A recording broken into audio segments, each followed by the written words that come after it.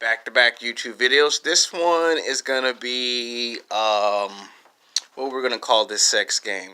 I guess we're gonna call this sex game white women have sex with black men. Now this is another classic YouTube video on my old YouTube channel. I'm gonna try my best not to make this too long or too short because I do have an 8-hour shift. I have to clock in from 2:30 to 9 tonight. That's 8, that's 8 hours. And then I have another one again on Friday. But the case is, white women do find black men very physically, sexually attractive. See, black men were bigger, we're stronger, we're faster, we're athletic. We have a big package, and white women find that physically, sexually attractive. Now, the sex is like the NBA Finals. It's like the Super Bowl. It's like the World Series. It is the Soccer World Cup. It is like the Stanley World Cup of hockey. Now, black men love them some white women, and white women love them some black men. Now, before I get into why the sex is so great, like I say in all my videos, when I talk about white women or Asian women or any race of women with black men, I always have to what they call a lame disclaimer. That means I have to tell the truth. Whether you people want to hear the truth or not, whether you want to hear the good or the bad, I have to tell it. You don't want other people to come in the comment section and say, you didn't tell us that happens, so I have to do it. It's boring, but what's better? Me telling the truth or lying like a pickup artist or a dating coach? The answer is better to tell the truth, even if some people don't want to hear it. So when someone else comes and argues in the comment section, they can say, well, at least he told us. That's why. Now, if you're going to date beautiful, attractive white women, there's two types of white women. There's white women that are in athletic shape, and then there's the, on an occasion, fat white woman. Now, we have this negative stigma that the only time a black man can date him, a good-looking white woman, is if she's fat and overweight, 200 pounds, 300 pounds, 400 pounds. And I'm here to say that is absolutely true. There are a lot of black men on the West Coast and sometimes on the East Coast that do date fat white women that are 200 pounds, 300 pounds, 400 pounds. But that's because a lot of those men come from middle class, low class backgrounds, and economic wise, they don't make enough money to necessarily get the women that they find physically, sexually attractive. Like if you work in a low class environment, 80 to 85 and sometimes 90% of the time, you're already at a disadvantage. Now, if you work in a middle class or high class area, you got an 85 to 90% chance of physically, sexually attract nothing but the best of the best. And you always hear them say it on YouTube, money, looks, and status does actually factor into, do you get the white woman that's in athletic shape, or do you get the fat white woman? Now, here's where most black men don't have a problem, whether it's the athletic white girl or it's the fat white girl. Both are going to eat their fruits and vegetables and drink lots of water. So no complaints there on food habits. The fat white girl does go to 24-hour fitness, LA Fitness, Gold's Gym, Club Bay, Club Onyx, LA Boxing Gym, Planet Fitness. So they both go to the gym at least 2 to 3 times a week, and they do their cardio and they strength training. You're going to get what they call the Hollywood treatment. Now, what is the Hollywood treatment? The Hollywood treatment is something that all men talk about. Black men, white men, Mexican men, Asian men, men from Russia, Germany, Paris, France. I don't care if you're from Planet Mars. I don't care if you're from Planted Vegeta in Dragon Ball Z. All men want the Hollywood treatment. The Hollywood treatment is she cooks your breakfast, lunch, and dinner. You get a back massage, a neck massage, a feet massage, and when they have sex, man, white women are some freaks in the bedroom. Hold on, every time I do a YouTube video, you always get somebody like the caller in the morning. Hold on. Apologize for that. Now, like I was saying, white women are some freaks in the bedroom. Now, white women love to experiment when it comes to having sex. If you ever try to mess with a white woman, you will know what I'm talking about. White women are freaks in the bedroom. They think of stuff that only you would see in movies and television depictions. Stuff that come from a book. You know, a lot of your white women, there are some risk takers. They like to have fun. You know, you could come home from work on an 8-hour or 15-hour or 20-hour working shift, and she'll already have dinner already prepared. You know, back massage, neck massage, feet massage, and then when you have the sex, it ain't just sex, it's sex and a superhero movie. Like, she'll probably come in there and dress up as Catwoman, the Black Cat, Harley Quinn, you know, Poison Ivy, whatever your sexual fantasy is as a man. She'll do some role playing with conjunction of foreplay. And then, of course, sometimes, and I say sometimes, not all the time, sometimes she'll say, let's be very creative. You know, let's take it from the bedroom to a place that's not obvious. And then sometimes you'll see a black man and a white girl have sex at the beach. They'll have sex at the park. They'll have sex in the car or in the truck. And like I told you in my video on Sex on Halloween, they'll go as far as to have sex at a football field or break into a classroom and have sex in the classroom. There are some black men that will take a white girl and put her on top of the dryer and turn the dryer on and, you know, just use your imagination. And they have by far the best sex. And sometimes you can have sex 2 times a week, 3 times a week. Hell, you can have sex 4 times a week.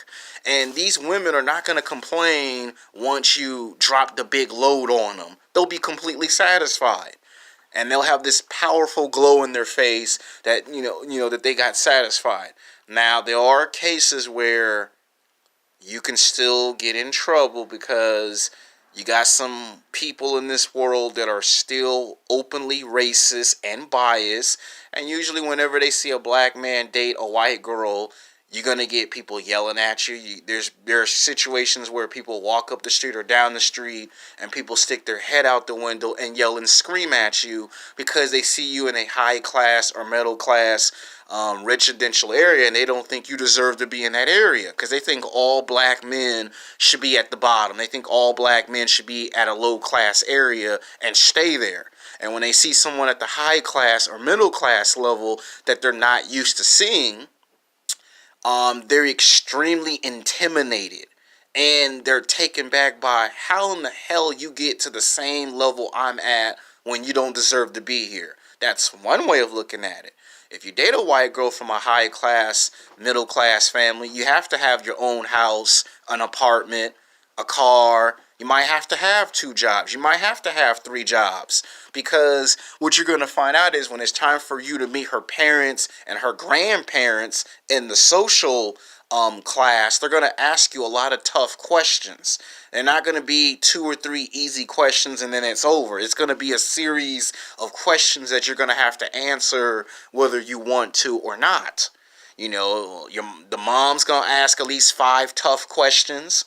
You know, the grandmother's going to ask some questions. And then if you can somehow get mom and grandmom to be on your side and support you, that's great. That's fantastic. But there is someone else you're going to have to worry about. That's the father, the grandfather, the brother, and the uncle. They're all going to be looking at you. And the father's going to ask, do you have your own house or an apartment? Do you have a car? Do you have a job? Do you have 2 jobs, 3 jobs? How much money do you make? How long you've been working? How many years you've been working? They're going to hit you with all those hard-hitting questions. And it's like a basketball game. The first 2 quarters, you're on cruise control.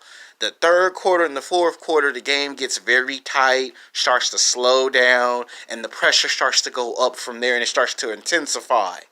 And then guess what? They're going to want to see, can you handle yourself under pressure?